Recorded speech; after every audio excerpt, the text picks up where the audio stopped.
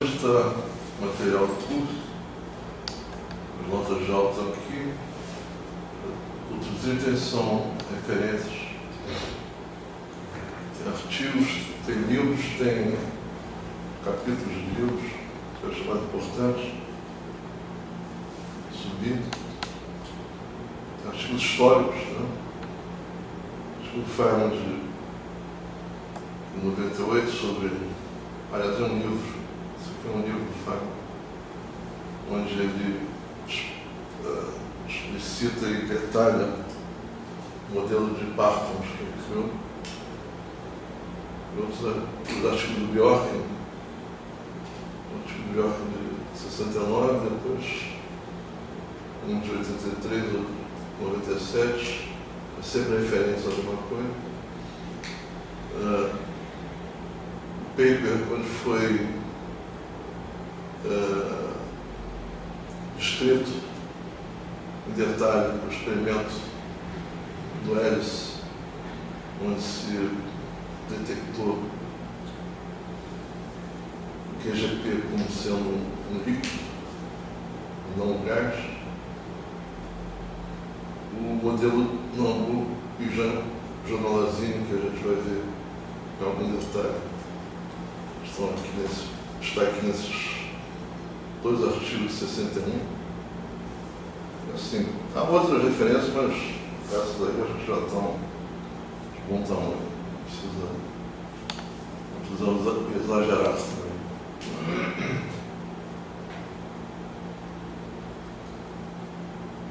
Bom, vamos ao que interessa.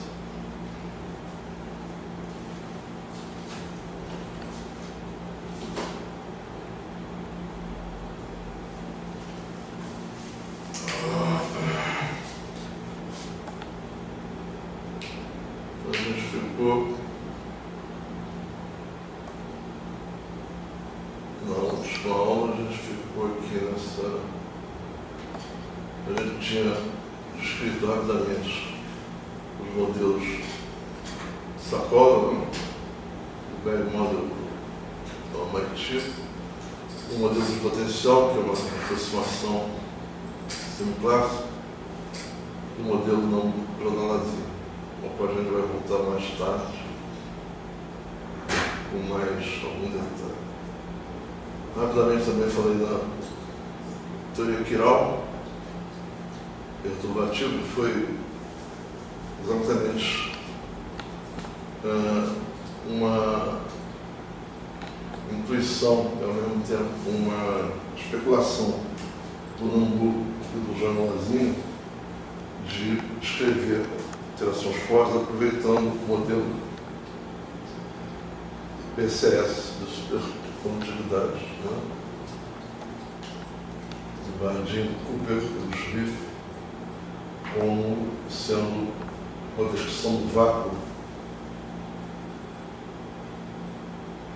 da QCD. A QCD não existia ainda em 61, né? Que foi a época que eles lançaram essa ideia, mas depois, com o ferramental que foi disponível, que a QCD, vamos dizer, foi emprestado da QED, adaptou, né, a teorias não abelianas, aí se pôde formalizar a teoria quiral perturbativa utilizando as ideias do Nambu e do Jornal-Lazinho, de quebra espontânea de simetria e as ferramentas da QED.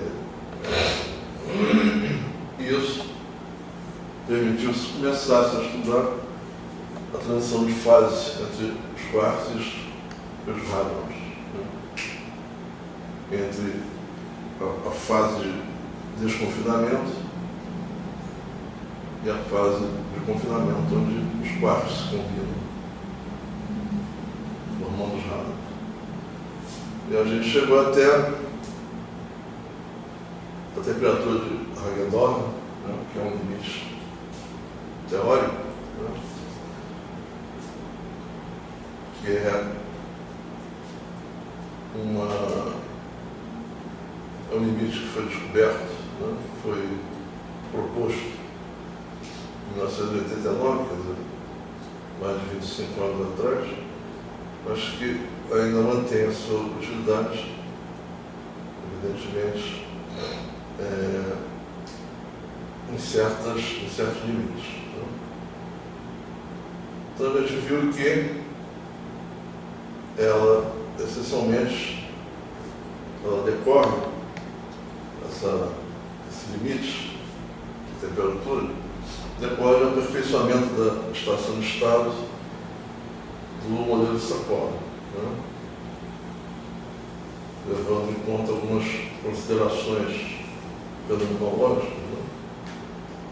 Momento típico do pino com ação nula, e é uma aproximação, né? Por isso é que o pino não tem ação nula, mas isso resultou em uma série perturbativa, né?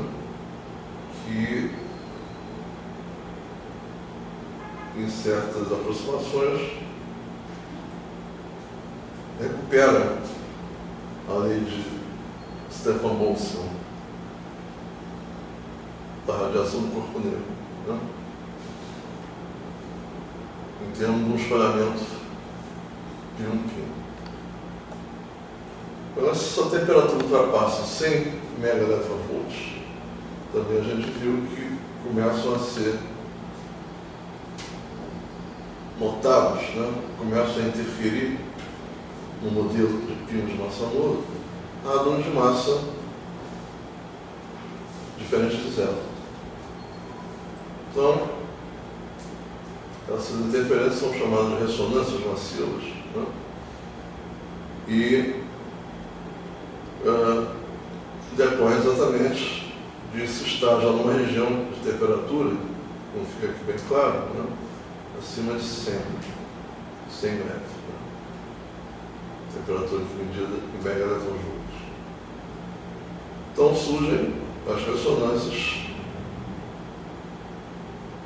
o radon-K, os mesos-Rho e ômega, e assim por diante. Acima de 160, então, a coisa fica mais afastada do modelo inicial.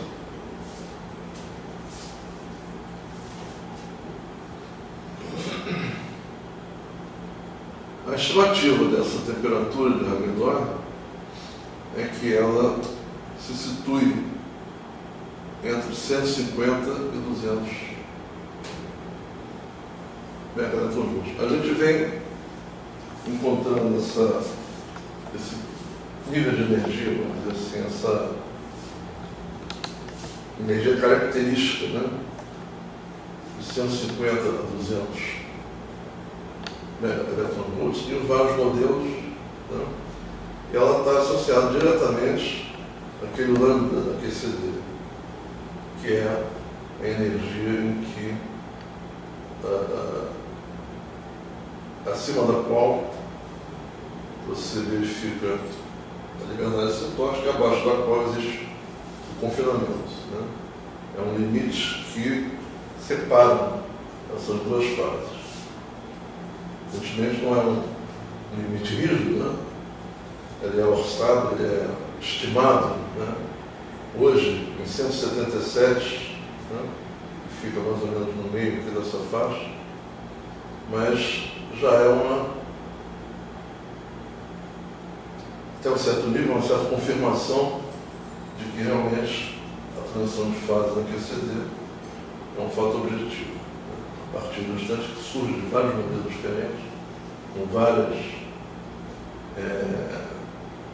ideias diferentes, pontos partes, condições iniciais diferentes.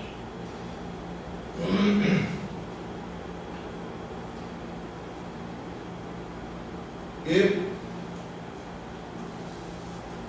partindo do modelo de sacola, a gente consegue também construir uma estação de estado mais, digamos assim, geral, menos limitada, né, àquelas ideias essenciais do modelo de sacola.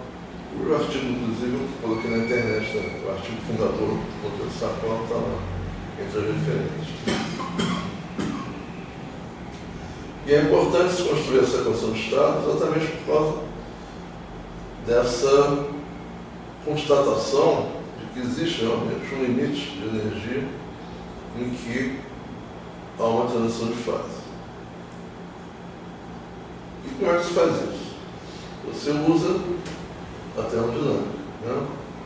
Você usa equações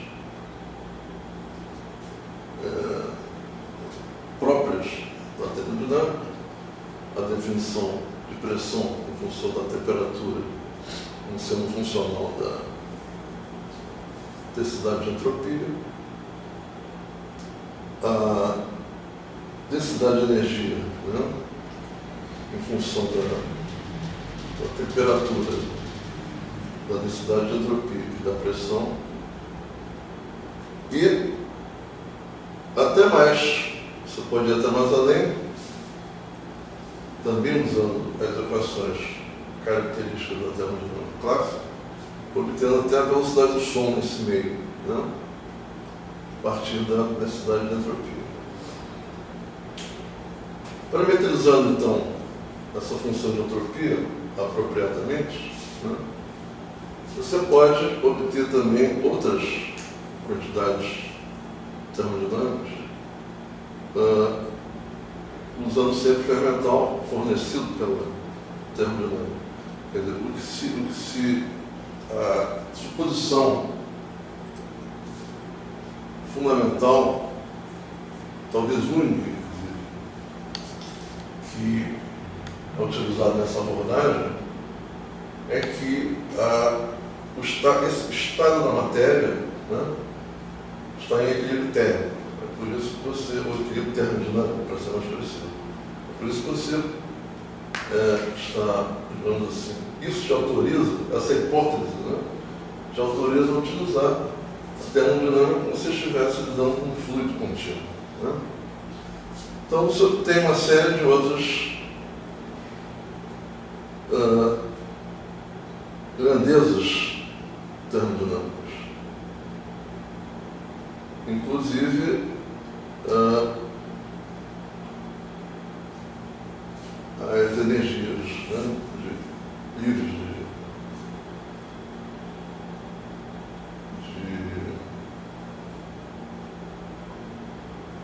de uso geral, né, que a gente já conhece bastante bem.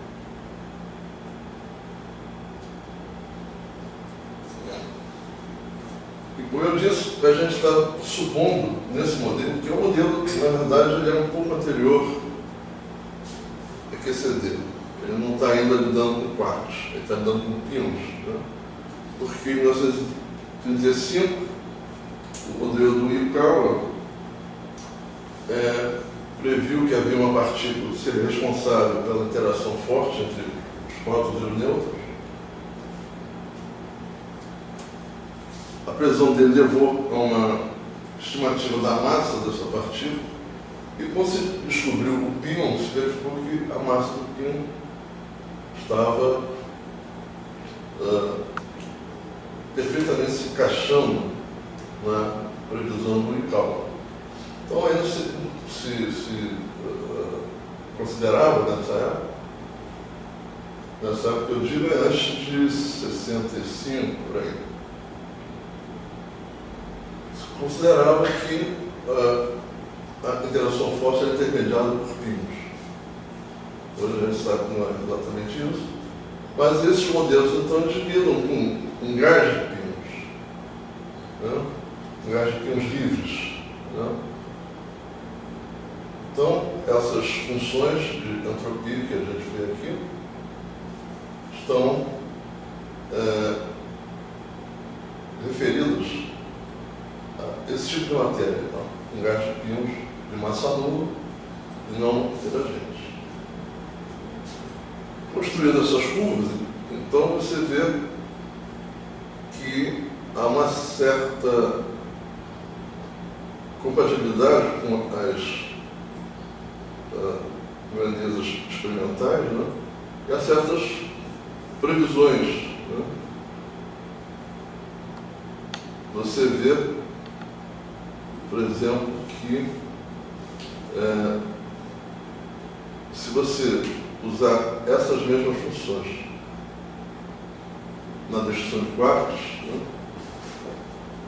você consegue também definir a velocidade do som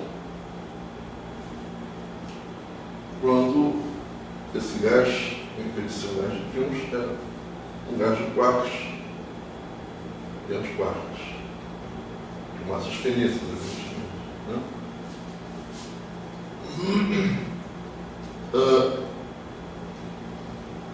A teoria quiral, né, que surgiu embrionariamente em 61, com o Nambu de João Lazini, ela foi mais, começou a ser melhor formulada e mais sistematizada a partir de 73. Um dos físicos que ajudou muito nessa formalização foi o Leitwiller, esse físico suíço, né? Aqui, inclusive, eu fiz questão de mostrar esse excerto de um artigo dele já de 1994, quer dizer, mais de 20 anos após a criação, onde ele descreve rapidamente como nasceu essa ideia da teoria quiral perturbativa, que foi inicialmente baseada em considerações de simetria, né, que eram as mesmas que o Nambu e o João Lazini utilizaram quando fizeram exploraram a ideia de ser um vácuo, né, semelhante a um par, a uma população de pares de quarks e antiquarks similares aos elétrons, né, dos pares de Cooper, o supercondutor.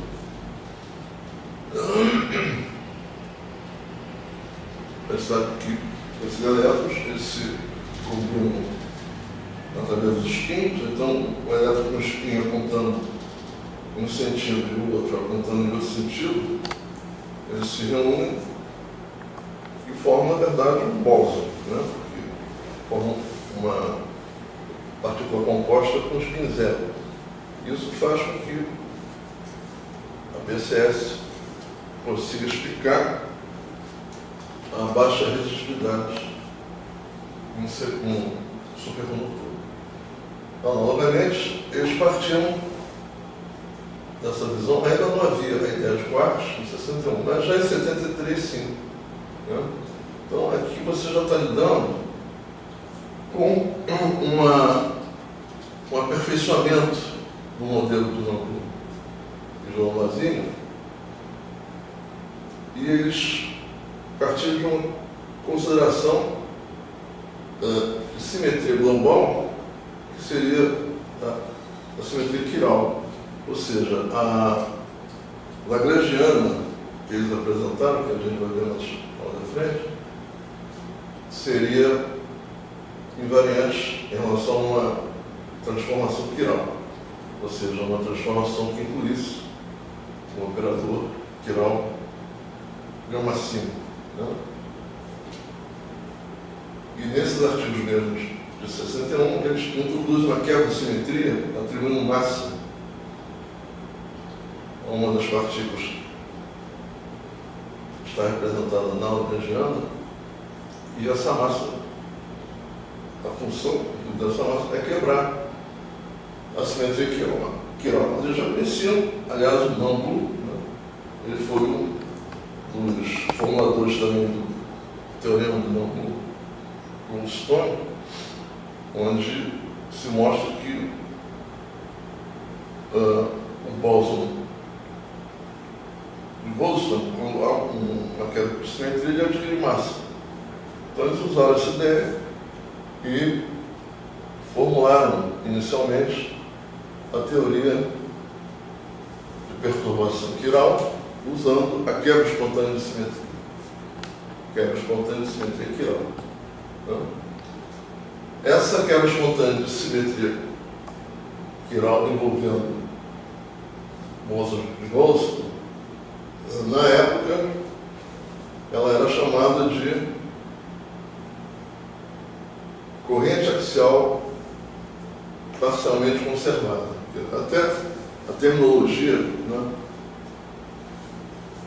era diferente, não é mais usada. Né? Hoje, em vez de PCAC, você usa quebra espontânea de simetria quiral da corrente, ou quebra espontânea de simetria da corrente quiral, né? A corrente associada ao operador de quiralidade. Mesmo assim. Outra observação que ele faz é que a simples observação de uma simetria global, ela não é suficiente, porque você precisa descer ao nível de encontrar funções de Green, que são os propagadores, né, na teoria de Feynman, e estudar as identidades de Ward, né, que são as relações que correspondem em teoria quântica de campos ao teorema de Neutron. E para isso você precisa de explicar, descrever as simetrias no nível local. No nível global não é suficiente para isso. Um exemplo dessa insuficiência de análise a partir de uma simetria global é a anomalia ABJ. São as iniciais dos físicos que a descobriram. Né? Então, Adler, o BJ, agora não me recordo. Mas,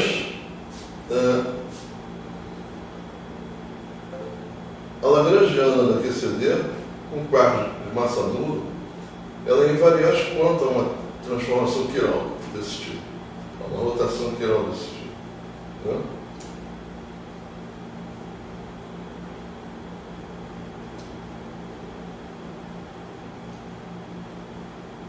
Mas, se você tem um número de sabores maior do que 2, esse operador não é invariante.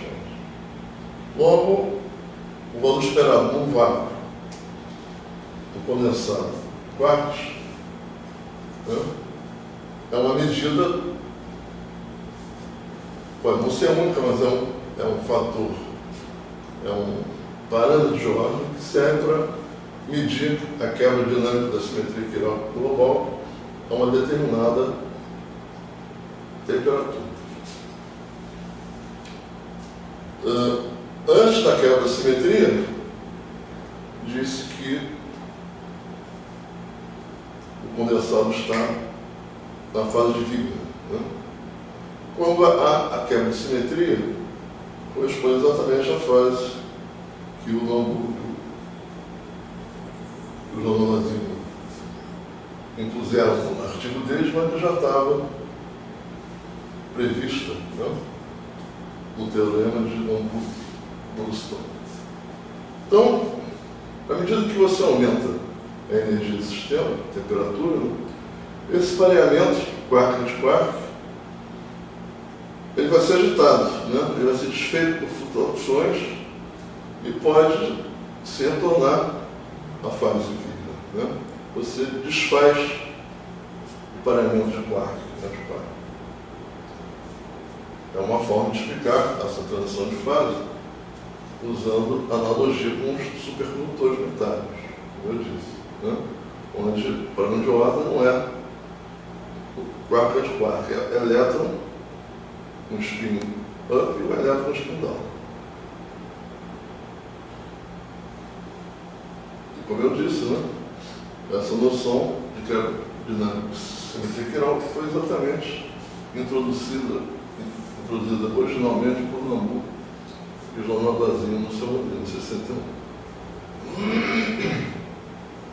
Explicitamente, o que eles fizeram nesse artigo foi adicionar uma massa.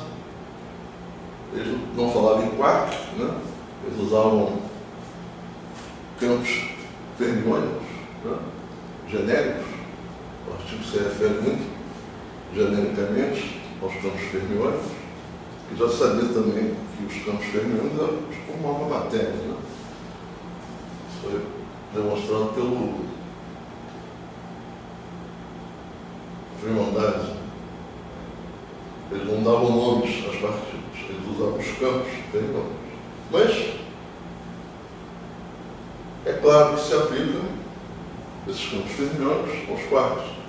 Então, a partir do instante que eles adicionaram uma massa a esses campos fermiônicos, psi barra psi, que no caso dos quarks são Q barra Q, essa massa ela quebra explicitamente a simetria quiral.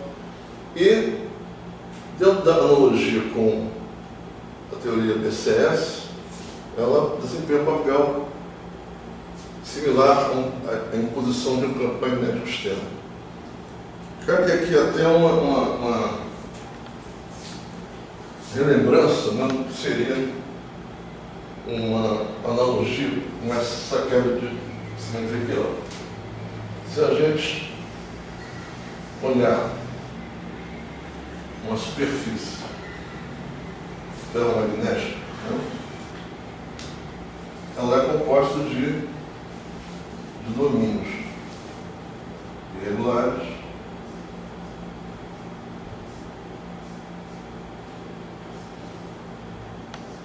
com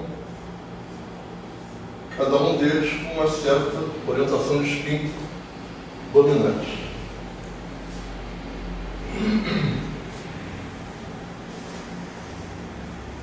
Acontece que há uma temperatura aqui que tem a mesma função de Hague-Dorn, que é a temperatura de Curie. Acima dessa temperatura,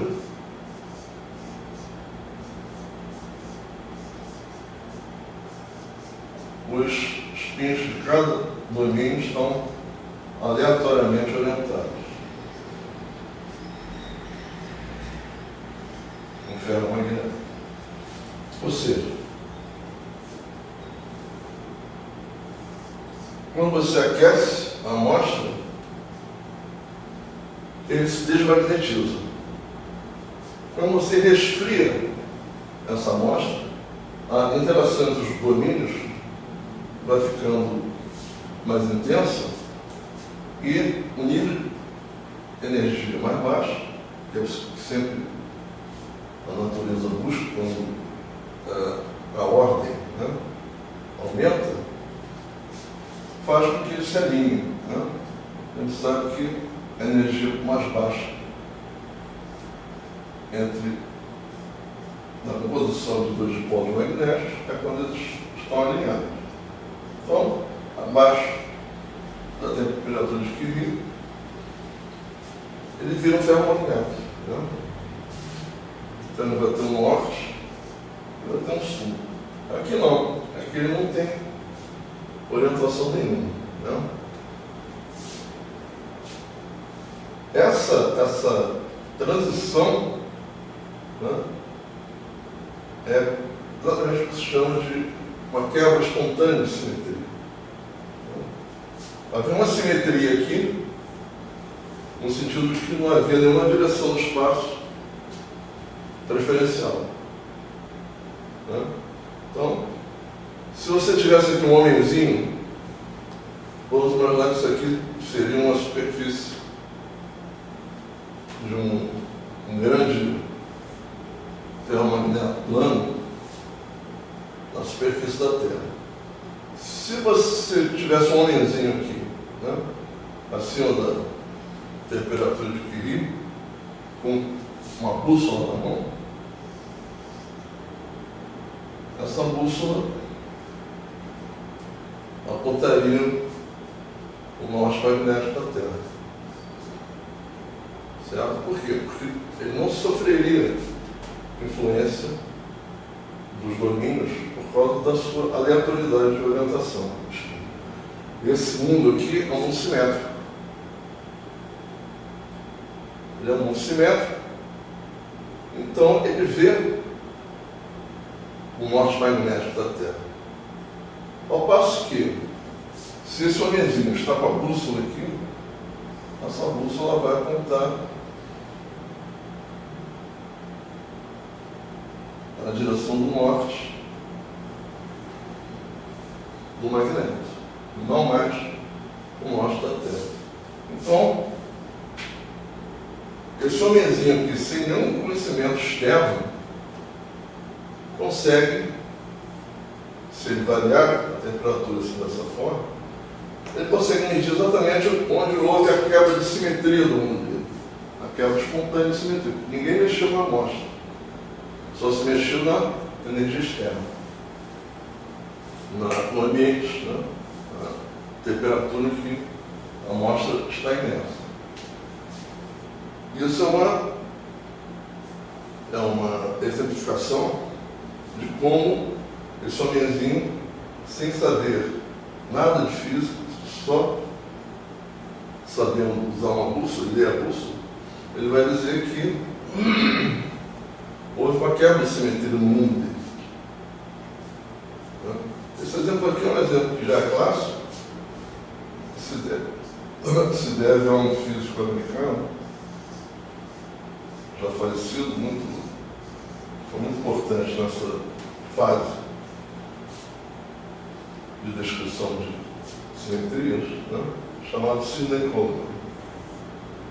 Esse exemplo aqui foi ele que era um grande professor também. Mas eu acho que mostra, né? Se você extrapolar isso aqui para um vácuo de quartos e antiquartos, o mesmo tipo de raciocínio se aplica.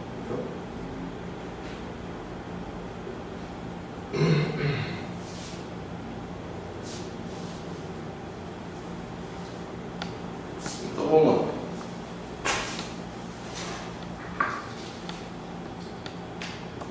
Só que no caso de quartos e antiquartos, a analogia é a seguinte: quando ele está aqui acima da temperatura crítica, não? De Ragnar, os quartos não interagem entre si. Não? Então ele vai estar numa sopa de quartos.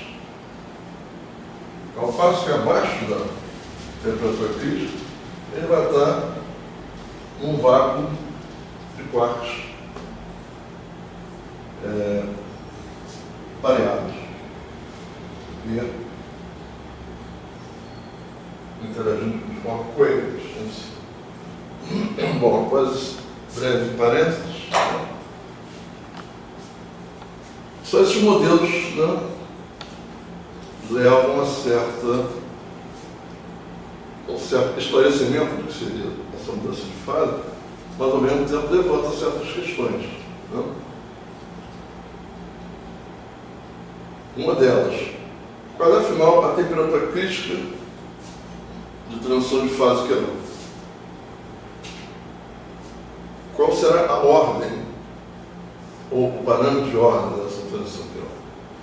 E qual será finalmente o fenômeno observável associado com essa transição que é nova? Então, para investigar isso, a gente começa analisando o condensado Quirón, né? Cujo parâmetro de ordem é a média do valor esperado no vácuo, a média térmica, né? Da associação entre um quarto e um antiquarto. Usando a função de partição da QCD, a função de partição onde você usa, né, um grande potencial ômico ali, a pressão, ou seja, a gente está lidando com uma um gás, né, de pinos, ou um gás de quartzo, ou alguma coisa assim. Então você usa as mesmas expressões que uso na termodinâmica dos gases. Mas só que aqui você vai ter um hamiltoniano livre, né, onde as massas dos quartos são nulas, né, mas você precisa também acrescentar uma parte, né, dessa função de equação, ou desse hamiltoniano efetivo, K, chapéu aqui, onde essa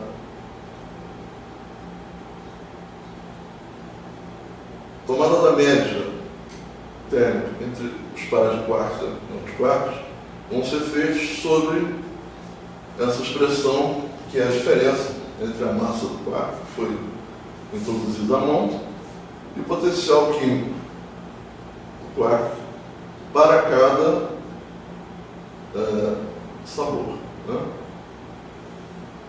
Isso leva a você obter a expressão termodinâmica desse parâmetro de ordem quiral, sendo a derivada parcial da pressão em função de temperatura e potencial químico em relação à massa do quarto em função negativa, né?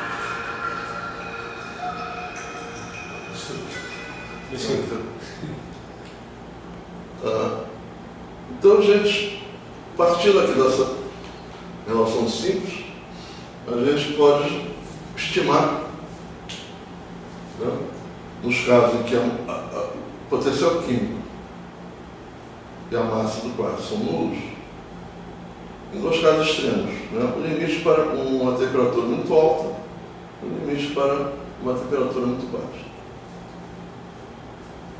Em altas temperaturas, né, a gente, como viu,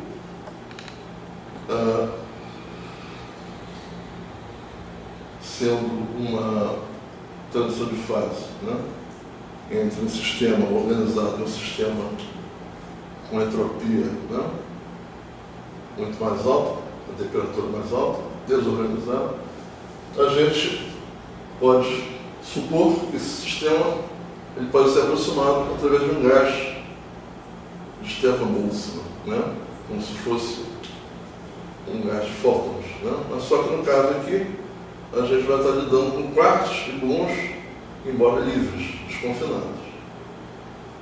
Então você, partindo do princípio que não há interação entre esses quartos e gluons, a pressão vai ser uma soma, né, entre a pressão dos gluons e a pressão dos quartos, e a massa dos quartos vai entrar apenas na expressão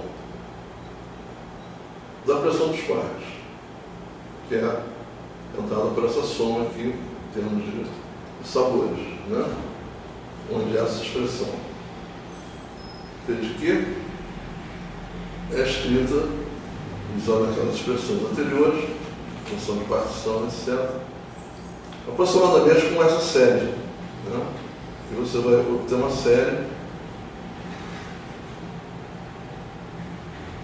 com essas abreviações aqui, né? Onde o C é uma constante, né, onde entra a constante de Palermo-Mascarabi. Essa expansão se obtém expandindo simplesmente um grande potencial para ferros, em termos da razão entre a massa do quarto e a temperatura. A expressão do grande potencial vai ser dada desta maneira, que leva a esse resultado aqui.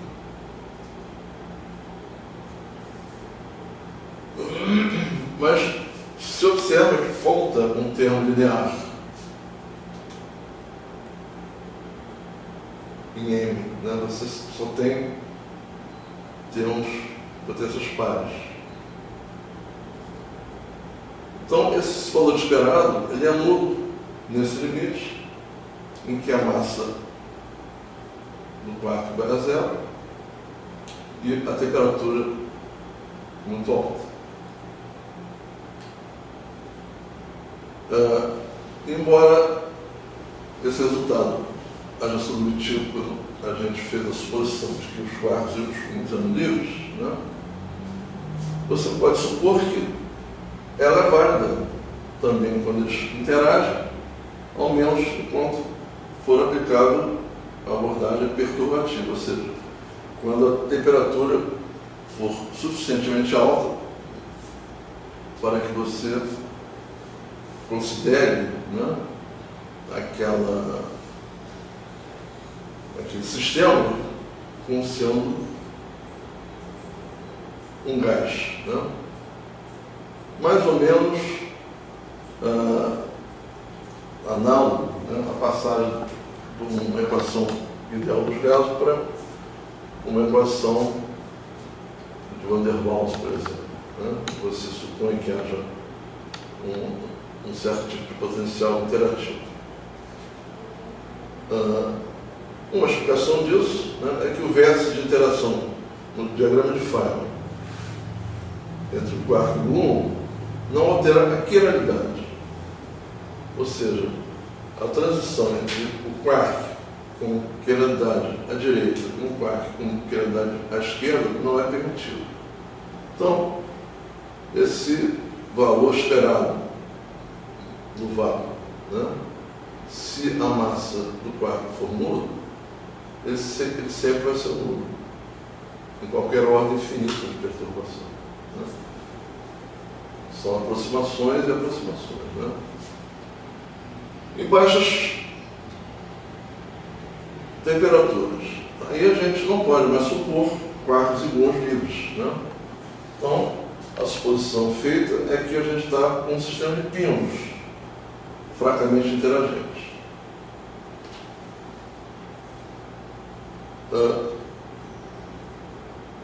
Como a gente viu, por definição, esse parâmetro de ordem aqui é igual a essa derivada da pressão em função da massa.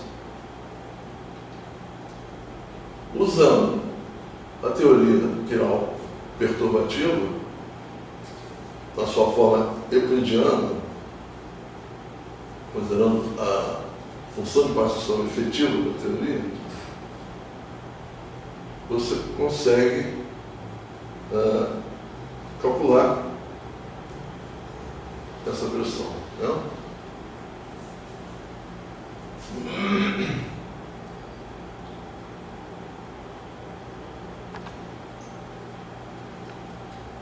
Agora, usando essas relações de Gell-Mann aqui, a gente pode fazer mudança de variáveis de mq para mq e obter essa aproximação, né? Onde agora esse lambda, que é um parâmetro inteiramente fenomenológico que se extrai do experimento, em particular do espalhamento entre pinos.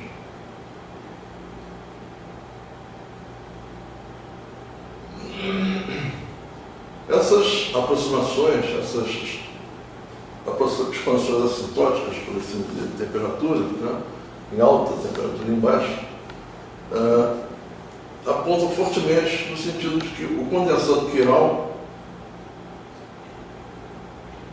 fica menos frequente, ele fica mais rarefeito quando a temperatura aumenta. E, eventualmente, desaparece quando a temperatura é suficientemente alta. Mais ou menos o que botei aqui nessas figuras, né? Usando a teoria de redes, quer dizer, o modelo computacional, teoria de rede invariante de Gage, né, também leva a essa mesma conclusão. Então a gente pode ver agora o modelo dinâmico em detalhe, como sendo um modelo para TCD para baixas energias, né?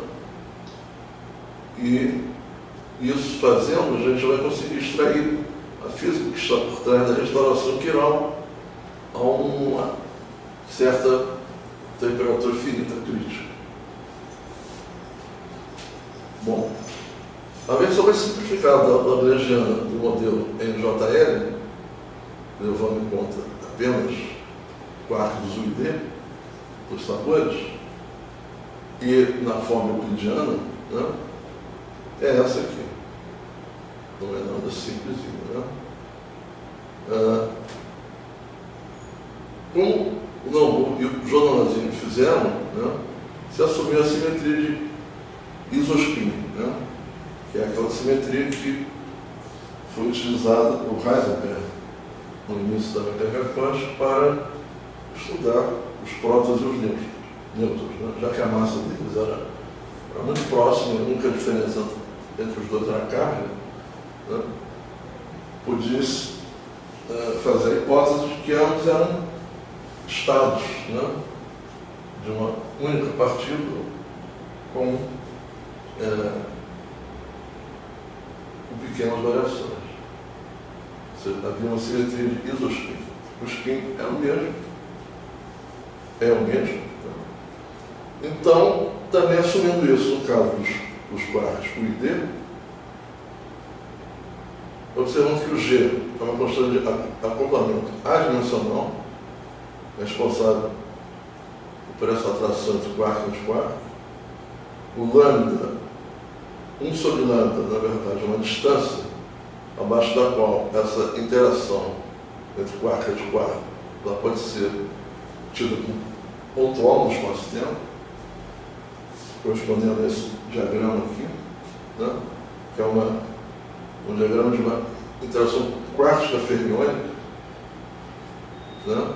Aquilo que eu falei, aparece ali o operador de quiralidade, né? Isso tudo para você fazer um modelo de rede, né? Você vai obter que a dimensão da região de interação é aproximadamente da ordem de 0,2 fentômetros, ou 0,2 vezes 10 a menos 15 metros, né? Ou 20% do raio do próton. A função de partição do modelo, considerando a temperatura finita e o potencial químico nulo, vai ser dada por essa expressão aqui.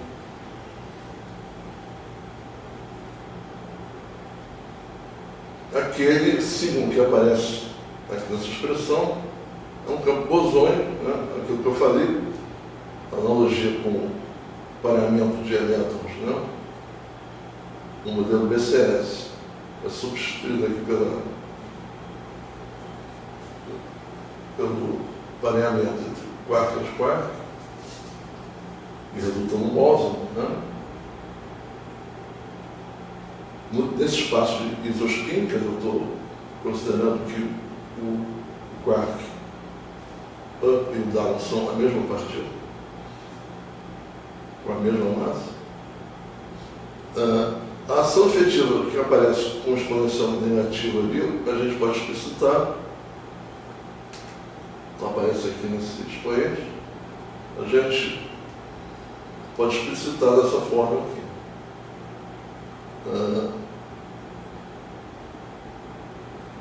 Então, esse argumento do traço, do logaritmo, é simplesmente uma contribuição fermiônica com massa constante e pode ser calculada como sendo essa expressão, né?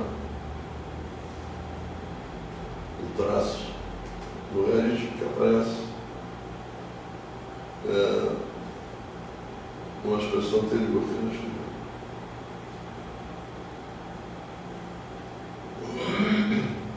E volta a surgir aqui, né? Onde o D aqui é o fator de degeneração dos partes, né? Você tem que somar os partes, os somatórios ali, então você vai ter que levar em conta o produto dos espaços em que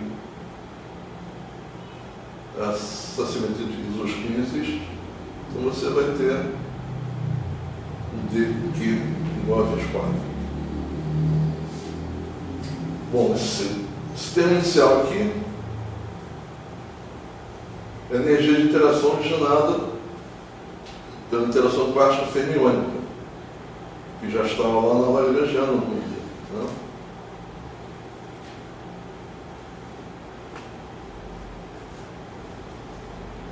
Isso aqui são interações quânticas, essas duas, né? Q ao quadrado, Q barra Q ao quadrado, Q barra e prima 5 tal Q ao quadrado. E dali resulta essa energia de interação. O primeiro termo do integrando, esse aqui, é simplesmente a energia fermiônica do ponto zero, multiplicada por dq, o fator de degeneração que a gente encontrou aqui. E finalmente esse último está relacionado ao termo de entropia. T aqui é temperatura, né? Está relacionado ao termo de entropia, né? Se você se lembrar que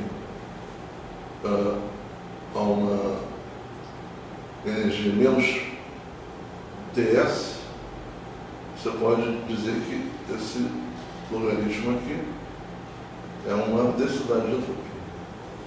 Logo, a energia livre ela vai possuir essa estrutura clássica, né? Energia, densidade de energia menos Ts, né? dq aqui em evidência. Então você vai ter uma definição de um sigma barra como sendo o mínimo desta expressão, desse argumento, dessa energia efetiva.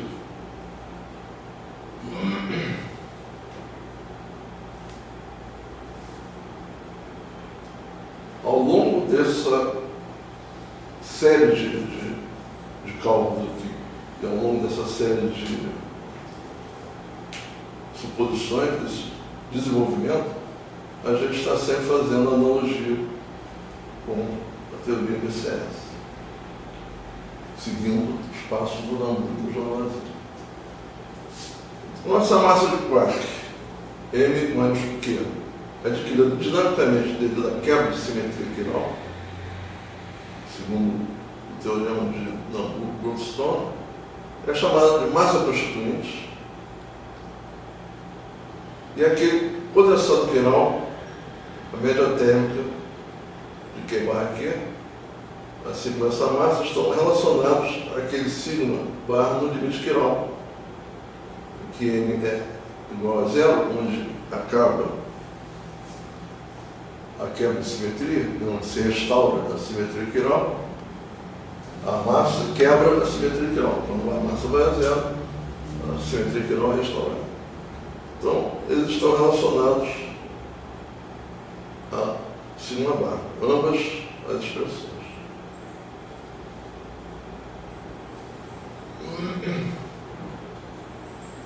O modelo MJL, usando aquela expressão do F efetivo de sigma e T, quando T e N são nulos, né? A gente vai obter a descrição da quebra dinâmica de simetria desse limite. O modelo, inicialmente, ele foi formulado para baixo das energias, né? Abaixo daquela escala lambda que a gente utilizou ali. Então, a gente pode limitar a integral de momento fazendo um cutoff aqui, assumindo que o modo desse momento não pode ser maior do que esse lado. E a gente também pode reescalar essas quantidades dimensionais em termos de lambda, dividir, por exemplo, o F efetivo por lambda elevado a 4, né? Para simplificar a notação apenas, expande aquela expressão exata da energia livre, né? Que a gente encontrou aqui.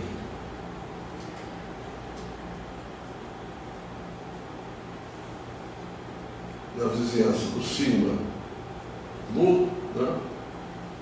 E fazendo mais uma mudança, uma mudança de notação, né? Chamando esse fator aqui de um G, um GC, um G crítico. Então a gente vai ter essa F efetiva de sigma e zero, escrita assim dessa forma. Quando o G é igual ao G crítico, aqui nessa expressão, termo sigma 2 ele troca de sinal. Ou seja, se o G2 é menor do que o G crítico, isso aqui dá um sinal menos, né? Um sinal mais, aliás. Se ele for maior, isso aqui vai ter um sinal menos. Isso indica uma transição de fase de segunda ordem, daquela fase de Wigner, né? Que corresponde a essa relação aqui, para a fase de Nambu-Goldstone, né? O sigma barra, na verdade, ele equivale a um parâmetro de ordem. Quando ele deixa de ser nulo, é uma indicação de que houve uma quebra de simetria quiral.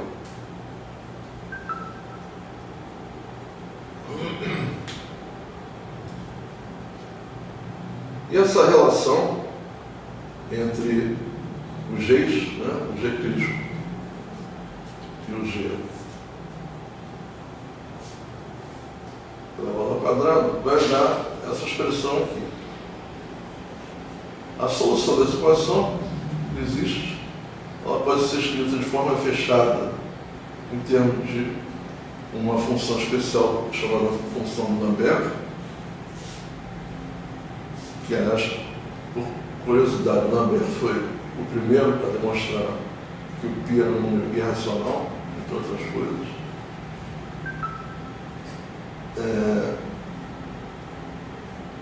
E usando isso, a forma assintótica dessa solução escrita em termos das funções de Lambert, que é essa função W de Z, você pode definir dessa forma aqui.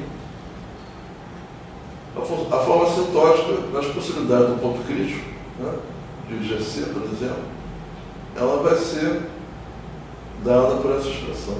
Sigma bar é proporcional a essa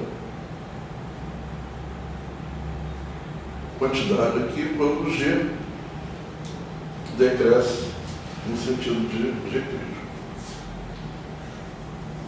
Então, a gente, usando isso, a gente pode representar esquematicamente essa função aqui, ou melhor, essa função aqui, né? Assintótica, né?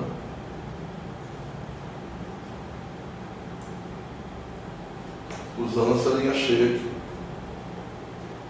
O G vindo da GC, quando o M é zero. Quando o M é diferente de zero, evidentemente, essa curvatura aqui ela vai se acentuando, né?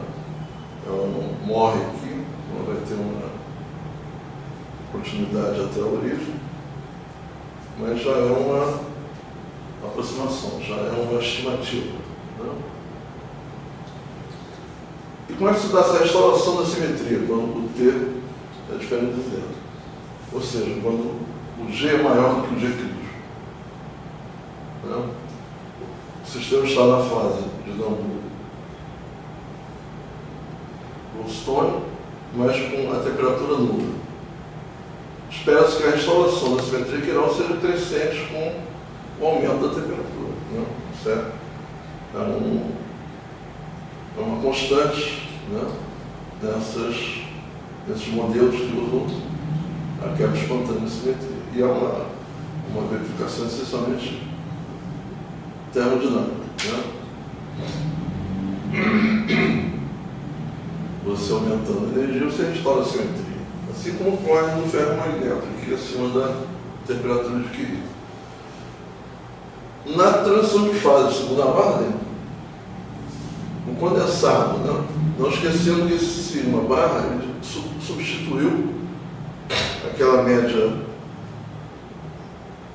térmica, né?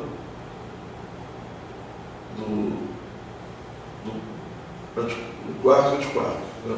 Condensado quarto de quarto. É apenas uma nova notação. A temperatura finita, esse condensado é uma função contínua de T. Se aproxima de zero no ponto crítico T menos Tc.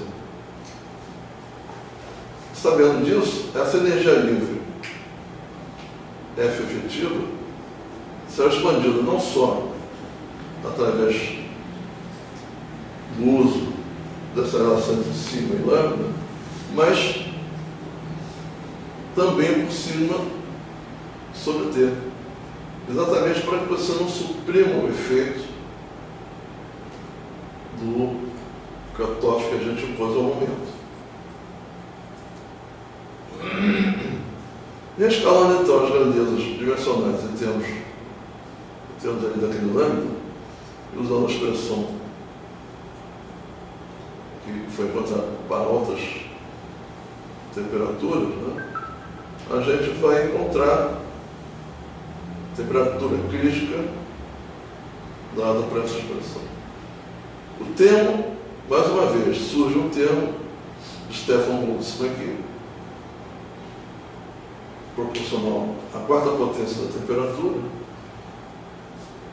que ele está lidando com quartos de massa nula, né? O modelo de quartos de massa nula. Então, são ferros de massa nula. E mais uma vez, o coeficiente do termo em cima 2 troca de sinal se o T é maior ou menor do que o TC. Mas o termo em cima 4 é positivo sempre quando o T é muito menor do que 1. Né? Então, isso indica, né, que a gente está realmente lidando com uma transição de fase de segunda ordem. Esse tipo de comportamento assintótico é o esperado quando você está lidando com uma transição de fase de segunda ordem.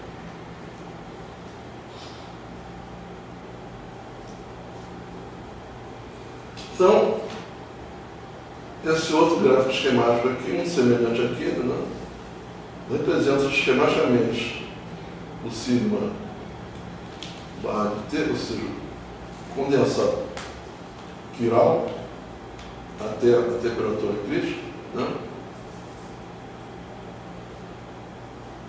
E você vai obter, se você substituir o valor da massa dinâmica, né,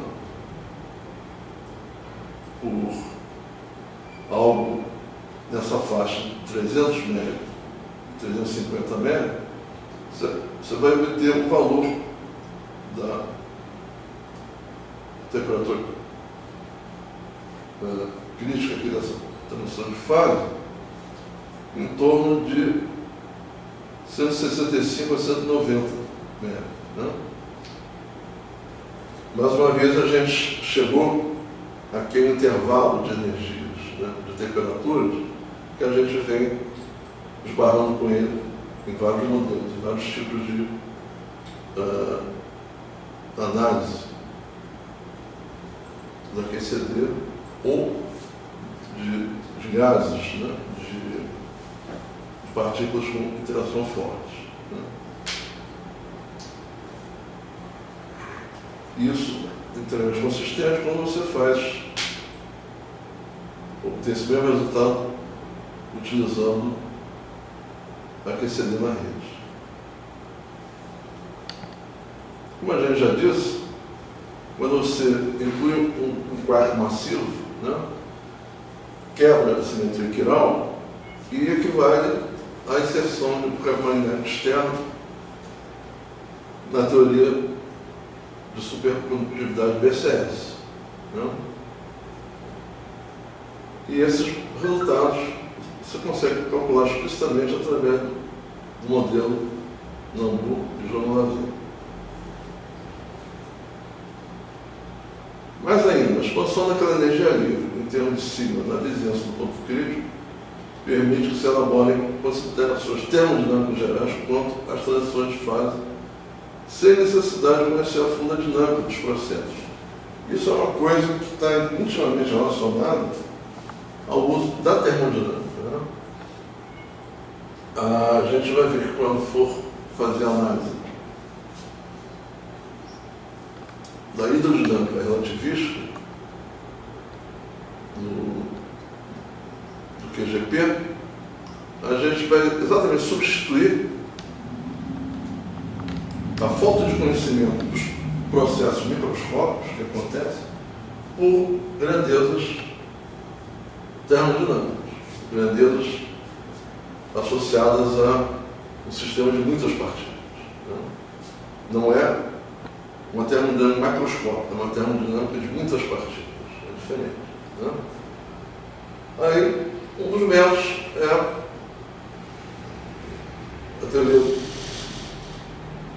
do campo médio, baseado no funcional e no potencial de Landau e Ginzburg. Né? E são várias opções, várias abordagens que você pode utilizar para analisar essas transições de fase, que são de primeira e segunda ordem. Né? Os pontos críticos, o ponto tricrítico e assim por diante. Isso é uma fase, duas ou três. Você consegue estabelecer diagramas de fase utilizando esses conceitos. Tudo fenomenologicamente, mas tudo usando os conceitos do QCD e os conceitos da termodinâmica. Bom, então vamos ver o objetivo central do curso, que são as colisões relativistas entre íons pesados ou massivos. Né? A gente já viu então que o plasma de quasi-gluons ele pode ser gerado ou por aquecimento ou por compressão. No caso das estrelas compactas, supõe-se que haja plasma de quasi-gluons no núcleo, por exemplo, das estrelas de quarto, se elas existirem, ou no núcleo das estrelas de nêutron, de algumas, pelo menos. Né?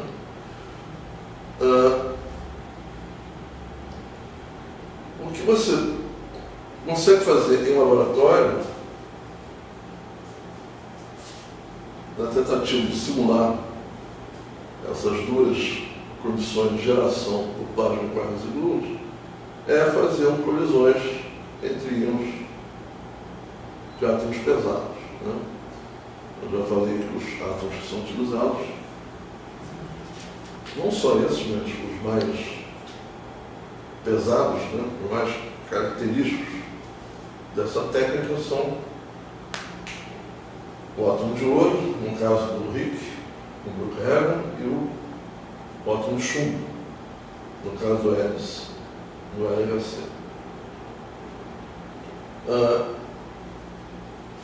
Colisões nessas faixas de energias, né? De 1 GeV a 50, 60 GeV por núcleo, quer dizer, por constituinte do núcleo, constituinte do íon. Né? O íon de chumbo tem 197 núcleos. Né? Então, você tem que dividir a energia do núcleo, do íon, pelo número de constituintes dele para obter a energia de cada núcleo. Né? Então, nessa faixa, o que se observa é que as colisões são inelásticas. Nessa faixa de energia, os íons param, né? Ou se fundem. É o equivalente àquele modelo de Landau, que eu já mostrei, que ele criou na década de 50, porque ele não imaginava que seria possível fazer experimentos de energias do nível que a gente faz hoje. Né? Então, é como se fosse uma fusão entre os íons, né? E a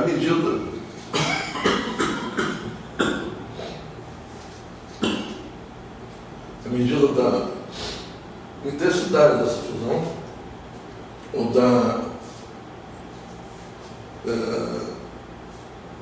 saturação dessa fusão, é o que se chama de frenagem nuclear, ou nuclear stopping power. Quando você aumenta a energia de cada nêutron e próton acima de 100 GeV, como eu já mostrei, o que acontece é que os dois íons se atravessam mutuamente. Né?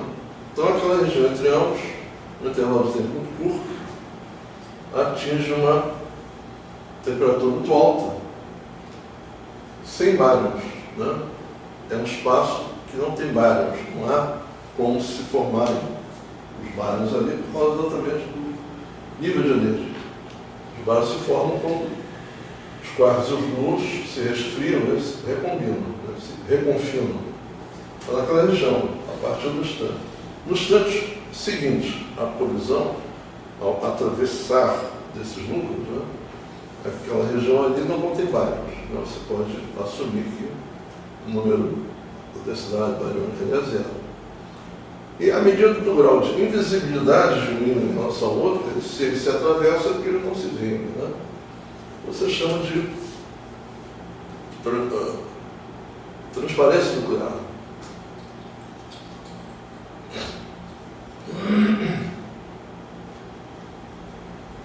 Por outro lado, o fato de serem íons de átomos grandes, né, com muitos prótons e nêutrons, isso quer dizer que eles são objetos estendidos, né, são objetos que você não pode admitir que sejam pontuais. Então, se a colisão é frontal, você vai ter uma situação. Se a colisão periférica, de raspão, né? Quem mede isso é aquele velho parâmetro de impacto, B, a distância entre as rotas, né, de movimento dos centros de massa de cada um dos núcleos, você pode, você é obrigado a classificar essas colisões através da centralidade. Acontece que, como esse evento se dá a uma distância muito pequena, a gente viu, que é uma distância inferior ao núcleo, ao diâmetro de um próton, né? Você não tem como observar esse parâmetro de impacto diretamente. Né? Então você tem que inferir essa centralidade através das multiplicidades das partículas geradas. O que você observa em uma colisão são os feixes de partículas que chegam e as partículas múltiplas que são geradas, né? A partir do vácuo, né? Com aquela concentração de energia em uma região muito pequena. Então você assume que essa multiplicidade é uma função que cresce com B. Então você, geometricamente, usa um pouquinho aqui de geometria, né? Você pode definir essa centralidade através dessa expressão.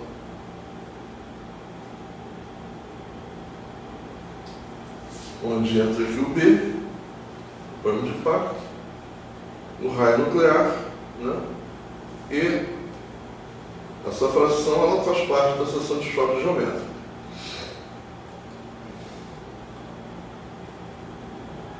Esses gráficos aqui reúnem dados que o Ellis obteve em colisões chumbo-chumbo, né? a uma energia de centro de massa ainda baixa. Né? Isso foi no início, né, da entrada de funcionamento do experimento ELIS, ainda com o LHC com um nível de energia baixo. Hoje essas colisões se dão ao nível 13 TeV, né? 5 vezes mais energéticos. Né? Mas, mesmo assim, você consegue mostrar uma classificação imperceptível dessa tonalidade definida daquela forma. Né? E você observa que há uma relação entre esse gráfico e esse, onde aqui você está plotando o número de núcleos participantes. Né?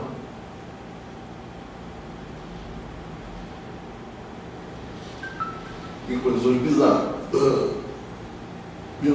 Né? De um lado, plano de impacto, e do outro lado, o número de núcleos.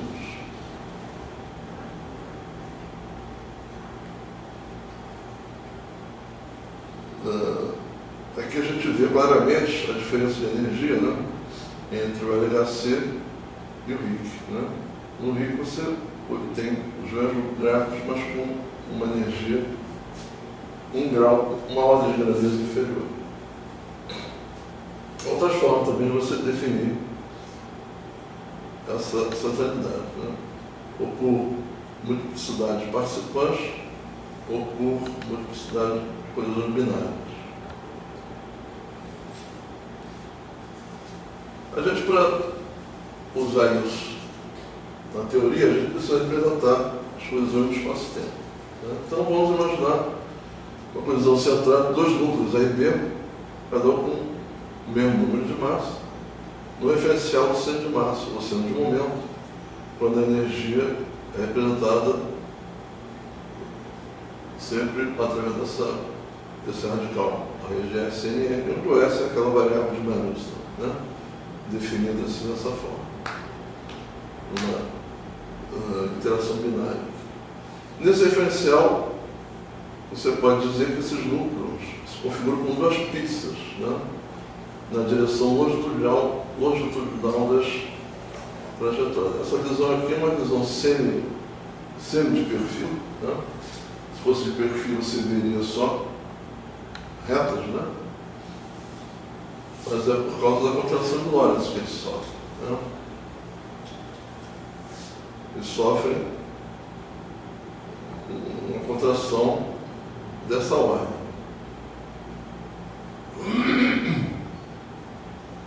Na representação de Landau, que está aqui esquematizada, né, ocorre aquela fusão, né, a frenagem nuclear.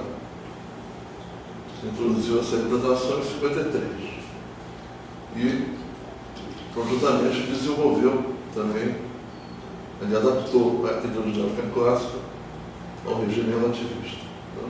Então, esses núcleos são freados, se superpõem e produzem partículas diferentes em uma região com as mesmas dimensões da matéria nuclear. Logo após a superposição, esse sistema de partículas, né, porque aqui, evidentemente, há uma concentração de energia por causa do choque, por causa da transformação de energia cinética em energia térmica, né? Então, eles sofrem uma expansão hidrodinâmica. Nesse caso aqui, essa região, ela, como os núcleos frearam, né, apesar da alta temperatura, a densidade bariônica é alta, porque vai ser a soma dos núcleos de cada um, mais as partículas que foram produzidas devido ao ganho de energia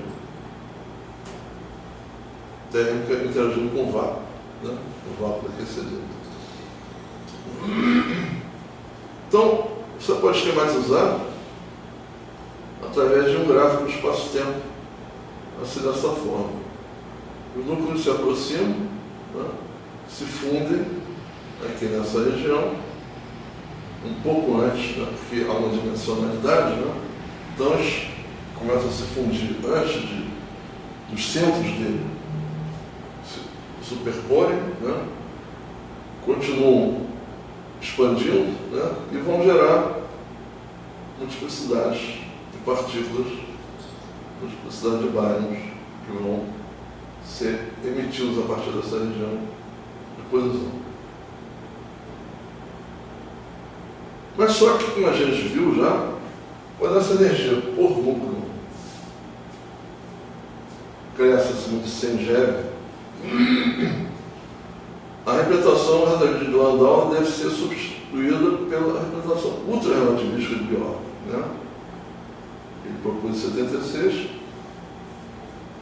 seguindo os passos de Feynman, né, do modelo de Parton de Feynman, e difere da Landau dois aspectos principais.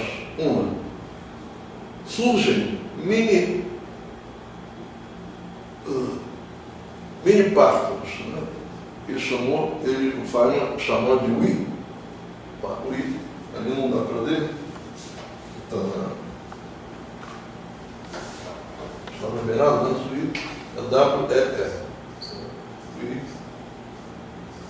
Wii quer dizer diminuto, mínimo.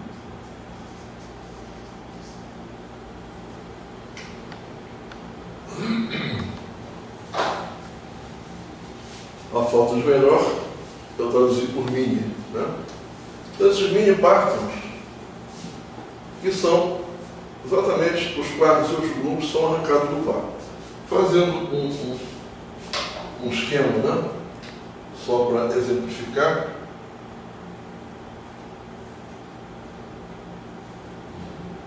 como é que se dá? Devido à grande energia, né, de um núcleo, o núcleo está composto por 3 quartos, né, e os gluons que portam as interações entre eles e entre si.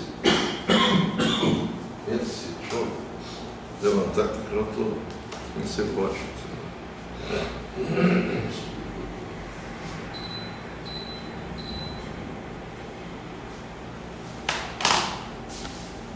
Mas, por causa da alta energia, né, surgem mini partos, surgem mini gluons e mini quarks virtuais quando ocorrem as colisões, né? E mais, uma coisa que o Landau não levou em consideração, não achou necessário no nível de energia que ele imaginava, né? Que assim como a contração de Lorentz, né, no sentido do movimento, também é uma dilatação temporal na produção de partículas. Então, essas partículas que interagem quando os núcleos se encontram, é como se elas estivessem paradas no tempo. Tanto os partons de valência, né, quer dizer, os quarks e os gluons que existem na partícula em repouso, como os quarks e gluons virtuais, como os mini partons, né, que estão sendo produzidos ali naquele núcleo. Né? Essa visão, essa interpretação, ou essa, digamos, hipótese, né, é que vai gerar o que a gente vai ver após ver essa parte aí do QGP, que é o condensado de vidro de cor. É como se isso aqui fosse um vidro. Né? O núcleo próton e ele deixa de ser composto apenas por 3/4 e os seus gluons interagentes e auto-interagentes, mas também por vários mini-quartos. É como se isso aqui fosse um condensado.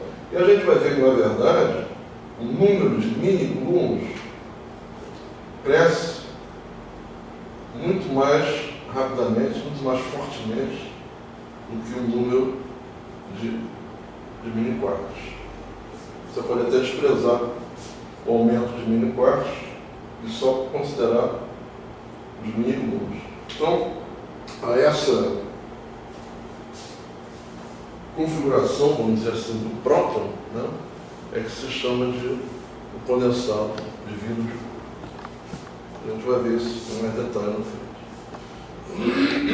Bom, esses experimentos de espalhamento inelástico profundo, como eu disse no início do curso, né, Deep Inelastic Scattering, entre elétrons e hadrons, entre elétrons e átomos, né, foram realizados no Stanford Linear Accelerator desde o final da década de 60, 67, 69, e deixaram claro que o núcleo é composto de quartos de valência e também de mini-quartos.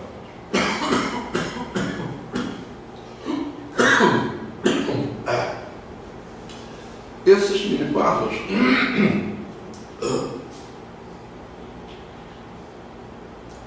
cada um deles vai ser portador de uma fração x do momento do núcleo muito inferior à dos quartos de valência, ou à dos quartos de valência. E seu número aumenta quando o x diminui. Né? Você pode interpretar esses mini-quartos como flutuações do vácuo que se acoplam aos quartos de valência que se encontram em movimento ultrarrelativístico através do vácuo.